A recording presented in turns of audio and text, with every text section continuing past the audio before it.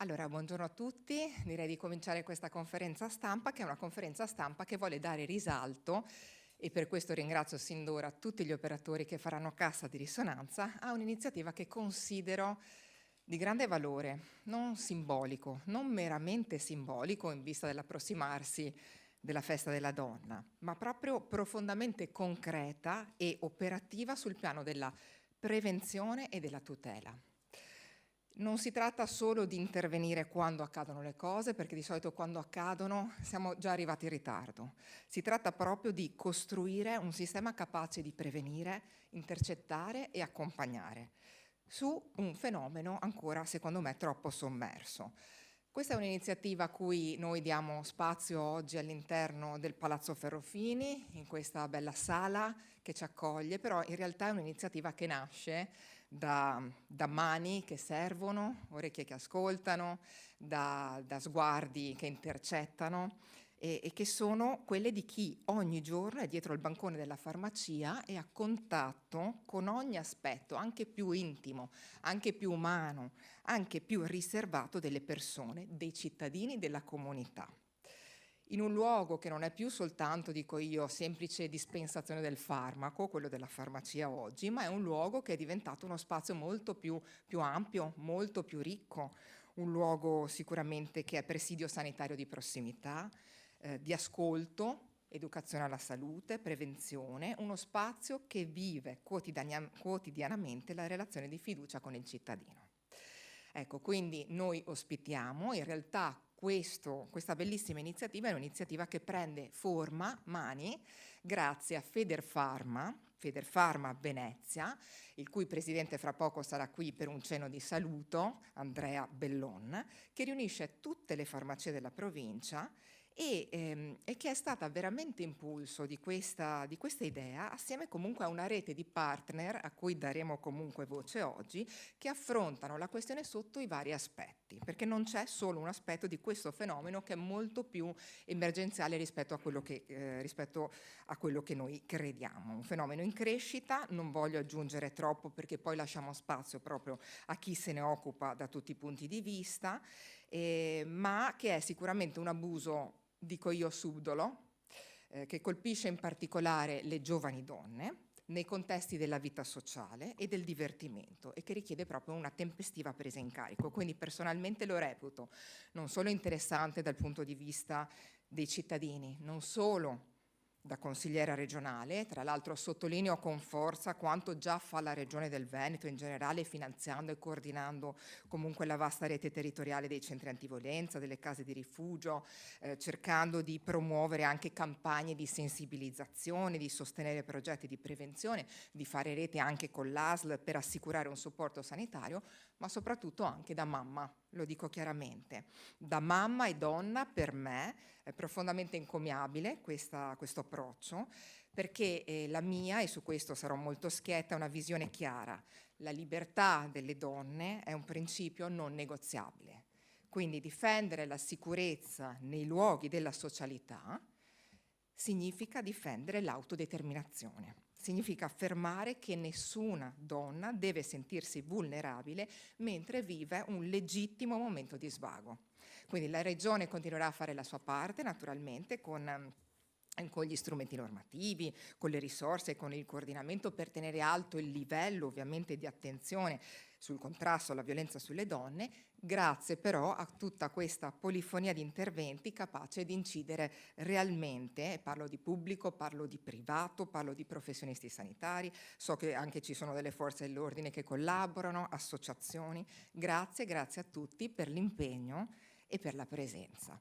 Passerei subito la parola a chi è stato impulso e comunque anche rete, cosa che non è semplice oggi essere collanti, anzi è qualcosa di particolarmente difficile in un momento in cui ognuno deve dire la sua, invece essere capaci di fare sintesi è fondamentale, al dottor Andrea Bellon, che chiamo qui per il suo cenno di saluto, che è presidente di Federfarma Venezia, che è appunto quella federazione che riunisce, ma saprà dirlo meglio lui, tutte le farmacie della provincia di Venezia. Grazie. Grazie consigliere Besio, grazie Laura. Hai speso delle parole bellissime per la nostra professione e quindi mi hai agevolato il compito e e siamo naturalmente contentissimi di essere qua e siamo anche molto lieti di poterlo fare qui in questa bellissima sede in cui ci ospitate. Dicevamo che oggi presentiamo un'iniziativa sociale delle farmacie, una iniziativa di Fedefarma Venezia che raccoglie i titolari di farmacia della nostra provincia. È un'iniziativa che si rivolge al sociale in un modo un po' diverso da quello che è un po' la nostra consuetudine.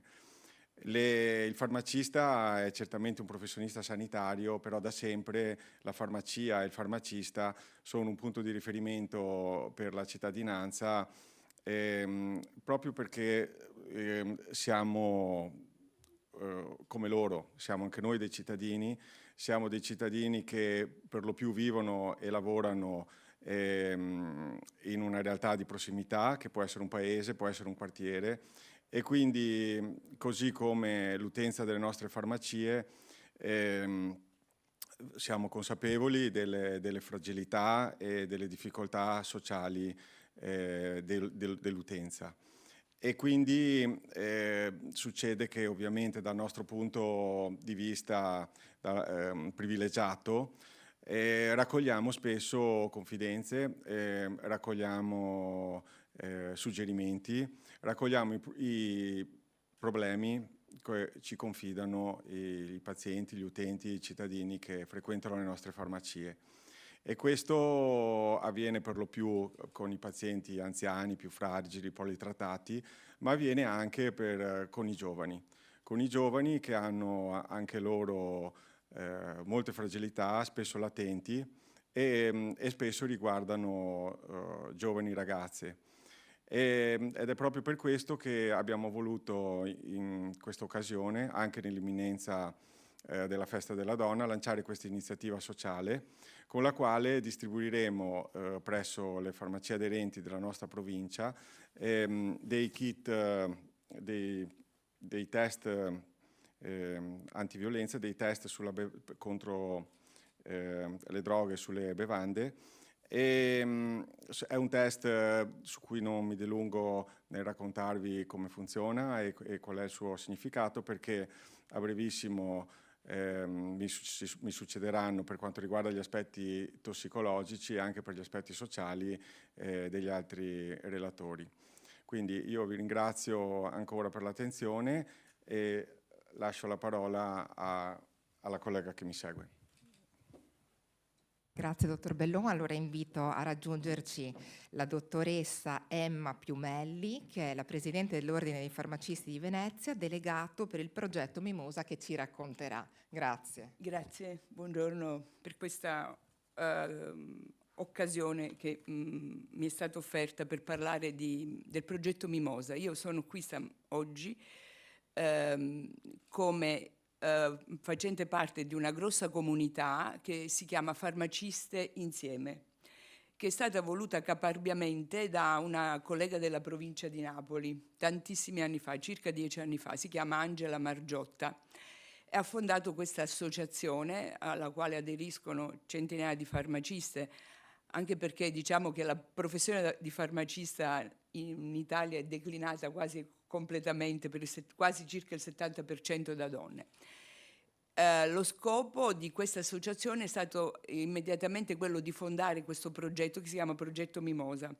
Siamo partiti da pochissimi contatti, abbiamo prodotto una brochure che è a disposizione nelle farmacie ormai da molti anni, nelle quali sono stati riportati, e penso che presto verranno anche aggiornati, i numeri dei centri antiviolenza. La farmacia, perché? L'ha già detto il dottor Bellon, la farmacia è diffusa capillarmente nelle piccole frazioni in tutto il territorio italiano. È un luogo che può essere considerato un rifugio tranquillo, perché noi sappiamo che spesso tante donne che sono vittime di violenza hanno una certa riluttanza a raccontarsi. Ma in farmacia spesso si stabiliscono delle relazioni tali per cui è molto più, insomma, possiamo, come dire, offrire un angolo di ascolto riservato e accogliere eventualmente questi episodi di abusi e di violenza. Ecco, quindi sono qui, vi ringrazio e vi invito tutte le persone che hanno difficoltà in questo momento nei rapporti familiari e relazionali ad approcciarsi con sicurezza presso le farmacie, perché molte delle nostre colleghe hanno frequentato anche corsi proprio per prepararsi ad accogliere questi racconti che spesso sono anche molto dolorosi. Grazie. Grazie, grazie davvero di questo contributo anche umano che arricchisce sicuramente. Allora adesso chiamerei per un intervento il dottor Gianpietro Frison, che è il direttore del laboratorio di tossicologia clinica e forense dell'ASL 3. Grazie. Grazie consigliere, buongiorno a tutti e grazie a tutti gli organizzatori di questo evento. Allora, come diceva la consigliere, noi ci occupiamo di tossicologia clinica forense nell'ambito dell'azienda 3 Serenissima, quindi ci occupiamo delle analisi tossicologiche nei casi di presunta violenza sessuale favorite dall'uso di sostanze psicoattive. Queste sostanze, come abbiamo già un po' appunto individuato, possono essere aggiunte a bevande, spesso in aggiunta alla presenza di alcol, quindi con un effetto di aumento degli effetti, ma possono essere anche assunte preventivamente a soggetti che si trovano in condizioni appunto di socializzazione dopo l'uso magari di alcol, di stupefacenti o di altri principi attivi. Quindi la violenza sessuale può essere sia di tipo proattivo, mediante l'uso appunto di prodotti in maniera inconsapevole aggiunti a bevande molto frequentemente, ma anche di tipo opportunistico, cioè l'approfittazione di soggetti che sono di per sé già magari alterati a seguito di uso di sostanze psicoattive. Tantissime sono le sostanze che possono essere rilevate, nella nostra casistica anche a livello nazionale e internazionale parliamo di centinaia e migliaia di sostanze e questo rappresenta un problema dal punto di vista tossicologico.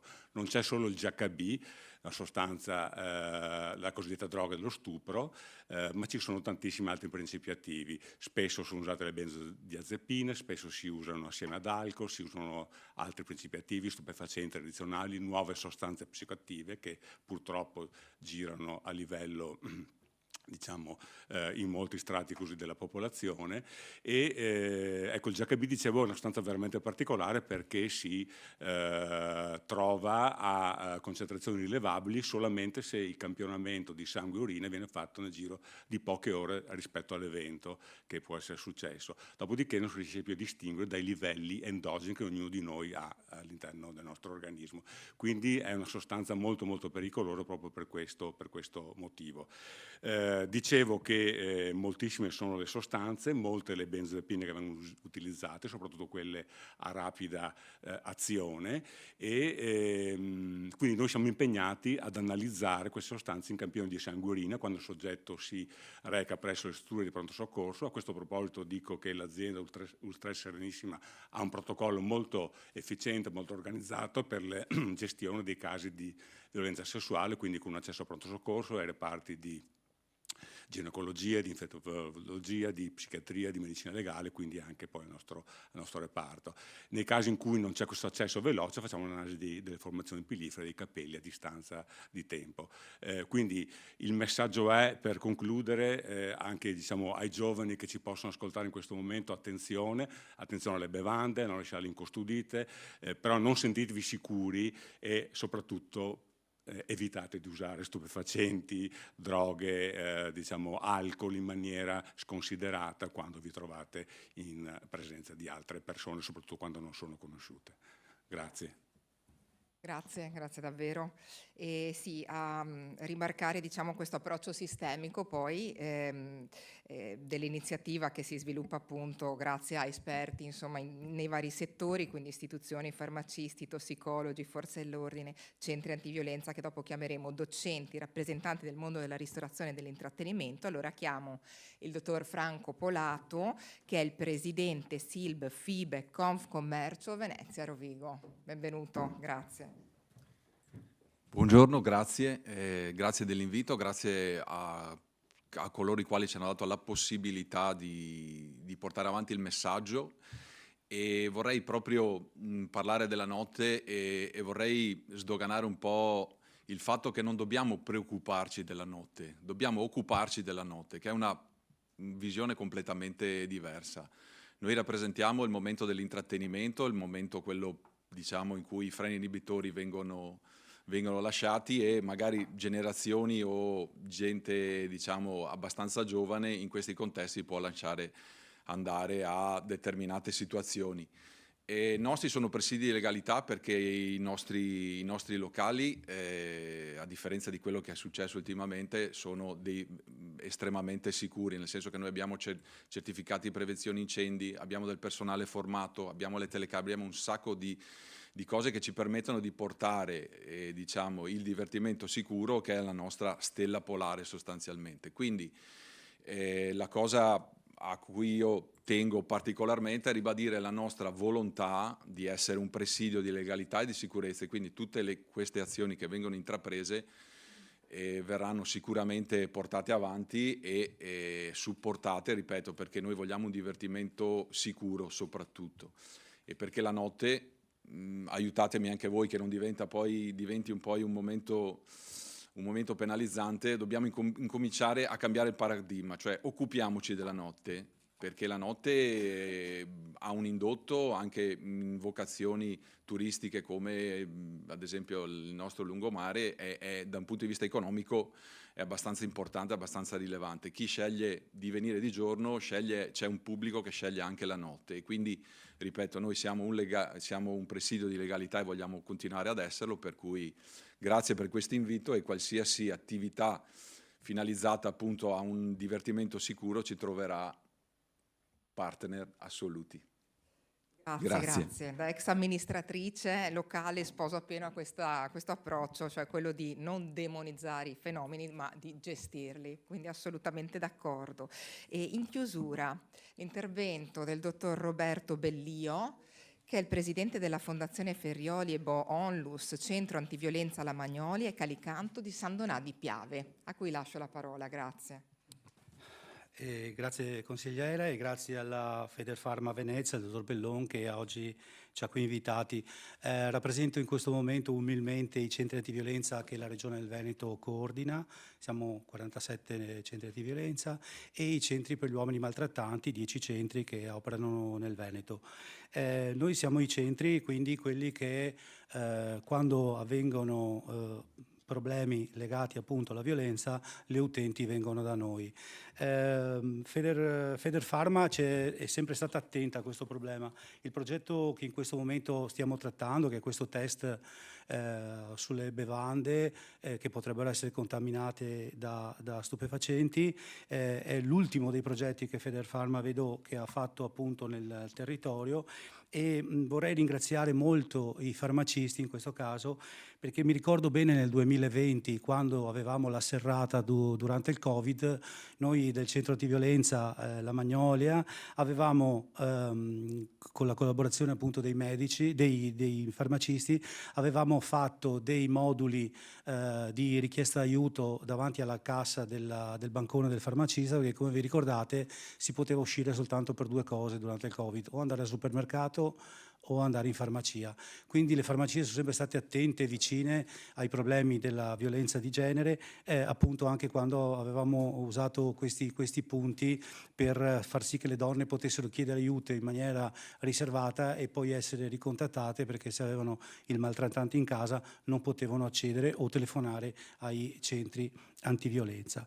La funzione dei centri antiviolenza quindi non è solo quella di aiutare donne vittime di violenza quando questa è avvenuta, ma è anche un motivo di prevenzione. Ecco perché i centri antiviolenza del Veneto, col progetto Sicura della Regione del Veneto, sono demandati a fare una campagna di sensibilizzazione contro la violenza di genere, e questo dell'uso delle sostanze stupefacenti che può avvenire all'interno di locali di svago e divertimento è motivo anche da parte nostra di prevenzione, tant'è che noi cerchiamo, quando andiamo a parlare con gli studenti, di portare loro un po' alla consapevolezza che lo sballo, che perdere il freno inibitorio, che non essere più capaci di controllarsi e di essere appunto vigili, può portare a essere oggetto di violenza. Ecco perché noi stiamo molto attenti anche a raccontare e dire ai giovani che, come in questo caso, se parliamo del test sulle bevande, la bevanda non va mai incustodita, va sempre tutto in mano. In alcune parti sono stati anche dati addirittura dei cappucci da mettere sopra al bicchiere per sigillarlo e per renderlo, diciamo, per rendere impossibile eventualmente l'inserimento di qualsiasi oggetto diciamo, che potrebbe creare pericolo, appunto, come sostanza stupefacente. Quindi cosa vogliamo dire? Che come centri di violenza siamo quelli che poi materialmente opereremo insieme a voi della Federfarma e quindi farmacisti, e grazie di questa iniziativa perché è molto importante. Bello vederci tutti in rete oggi, credo che oggi non sarà l'ultimo lavoro di rete che faremo, ma sarà un momento anche di iniziare per fare progetti insieme.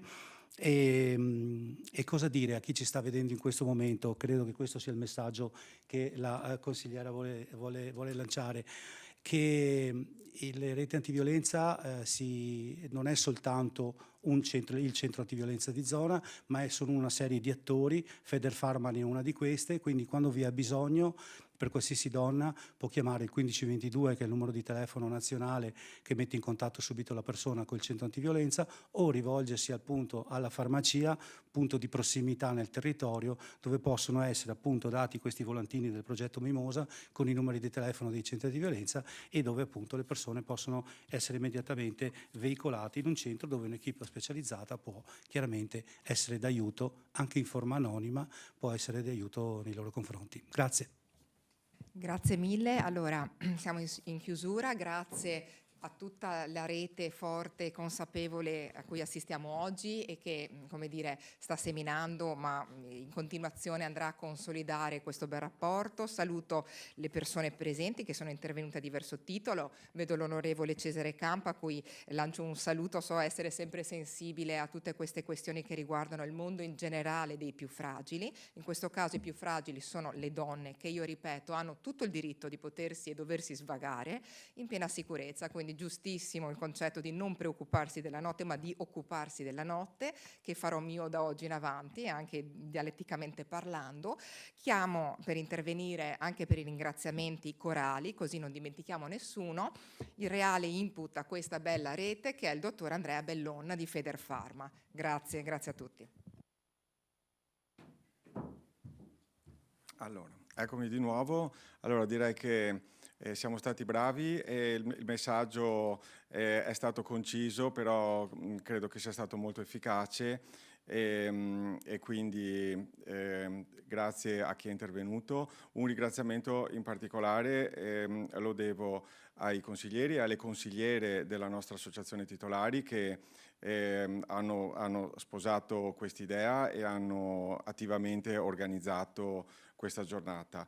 E non posso dimenticarmi di Aurobindo, che è l'azienda farmaceutica che con il suo contributo economico ha fatto sì che abbiamo potuto acquistare 2500 kit che, come dicevo in premessa, andremo a distribuire gratuitamente presso le nostre farmacie e saranno a disposizione delle cittadine che vorranno chiedercelo.